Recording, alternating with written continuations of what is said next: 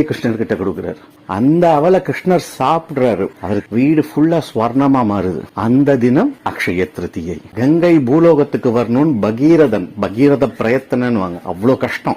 அவ்வளவு கஷ்டப்பட்டு பூலோகத்துக்கு கங்கைய வரத்துக்காக பரமேஸ்வரன் அருள் பாலித்த நாள் இந்த அக்ஷய திருதியை. அது மட்டும் இல்லாம உலகத்துக்கே படியளக்கும் பரமேஸ்வரன் கையில திருவோடு ஏந்தி பிச்சாடனரா தெரிஞ்ச போது அந்த திருவோடு நிரம்ப அன்னபூர்ணேஸ்வரி பூர்ணமாக அன்னத்தை இட்ட தினம் இந்த அக்ஷய திருதியை. அது மட்டும் இல்லாம இப்ப இந்த கலியுகத்துல நடந்தது ஆதிசங்கர பகவத் பாதாள். அவர் பவதி பிக்ஷாம் தேகின்னு வீட்டெல்லாம் போகும்போது ஒரு வீடு வருமைன்னா அப்படி ஒரு வறுமை. அவங்க வீட்டுல எதுவுமே இல்ல. அப்படி இருக்கும்போதும் ஒரு குழந்தை பவதி பிக்ஷாம் தேகின்னு கேட்கும் போது அந்த குழந்தைக்கு நம்ம ஏதாவது போடணுமே அப்படின்னு தம் வீட்டுல இருந்த ஒரே ஒரு நெல்லிக்கனி, அந்த நெல்லிக்கனிய ஆதிசங்கர பகவத் பாதாளுக்கு